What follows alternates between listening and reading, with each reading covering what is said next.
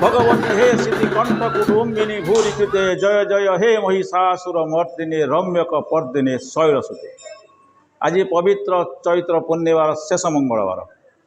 मंगलांक यात्रा झामु यात्रा। यही अवसर में आम आज पहुंचीचु कटकर गोपाल जीउ लेन मठ साहिस्थ माँ मंगलांक पीठरे। जयंती मंगला काली भद्र काली कपालिनी दुर्गे क्षमा स्वाहादात्री स्वाहा स्वाहा नमस्तुते। मधु कैटभ हंत्री च विधात्री बरदे नमो रूपं देहि जयं देहि जसो देहि दुसो देहि। आज यही पवित्र पीठरू आम यही साई यही ग्रामवासी मानकर समस्त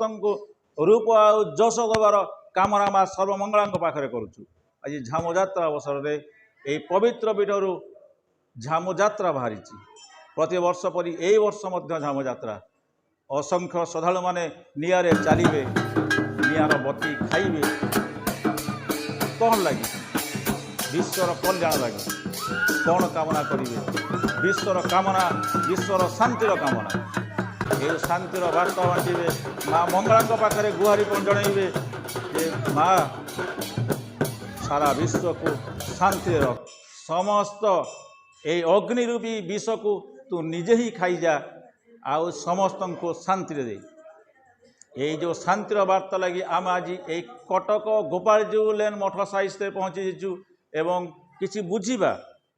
ये जो झामु यात्रा हो आध्यात्मिक पीठरे आध्यात्मिक पीठर कौन महात्म्य रही आते दिन धरी ये झामु यात्रा चली कौन ये मानकर कामना मागुणी रही माँ सर्वमंगला पाखरे।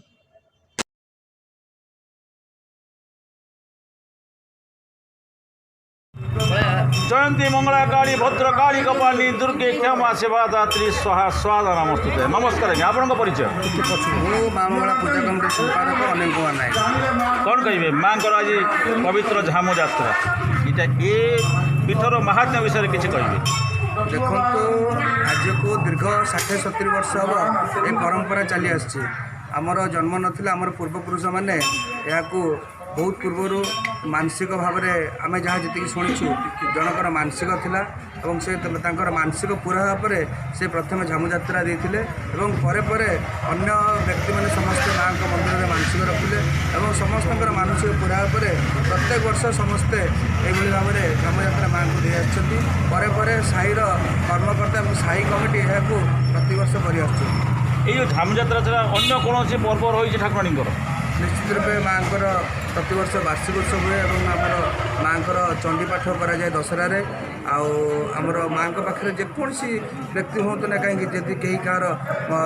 मनरे किसी माँ पाखे मानसिक रखती मानसिक पूरा है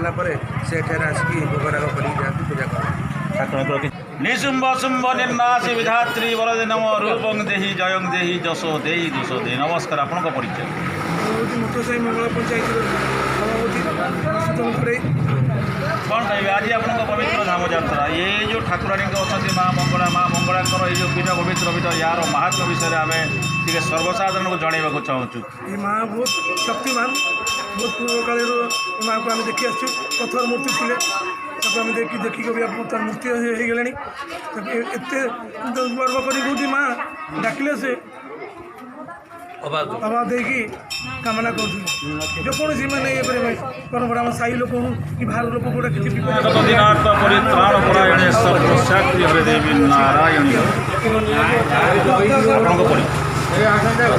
मुखे ग्रामर महंत रामदाता जन वरिष्ठ नागरिक आपने साई जड़े मुरबी वयस्क लोक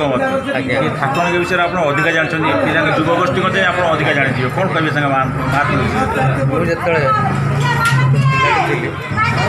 मंगला मंदिर एमती उन्नति नाला आमर पंचपटे बाण थाना और ये केवल पत्थर मूर्ति थी बहुत पुरातन कथा कहूँ खाली टीण बाड़े माँ प्रभु विजय कर आमर जो स्वर्गत भुवनेश्वर नायक जन थे कालीसी से कालीसी घंट बाजिला माने टीण बाजिला माने बाजा बाजिला माने तार से सियाड़ू एते जिते बड़ पिंडा थाऊ ना कहीं जिते उच्च पाचिर थाऊ ना कहीं डेईकि सी आसो कुआट मारिक आसो लोक छाने बाट छाड़ी गर्भिणी गाई भी बाट छाड़ी पड़े जाती कितु से आम देखी ये धामजू यात्रा आज आरंभ होती ये 50-60 वर्ष धाम यात्रा फूल गुड़ी जड़े थिला फूल बेवा ताकू काली से ठाकुराणी आसन झील मंगला झील ये पिलार पिलापिली किसी नवा सत्ते बड़ पुअर मानसिक कहले माँ तोते गोटे छाम पिलाटी होगला पुओटी होगला 10-12 वर्ष गला 15 वर्ष गला 20 वर्ष गला ये सी आम यात्रा देवाई मानसिक देवाई सी आगभर है ना मन भी पकड़े ठाकुराणी निजे आविर्भाव है गणेश्वर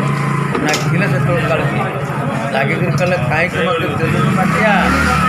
तो कथा कौन बेजवाब होगला देखू मुझे तो कौन करी मानसिक केवे दबू बोला माँ चैत्र पूर्णिमार दिन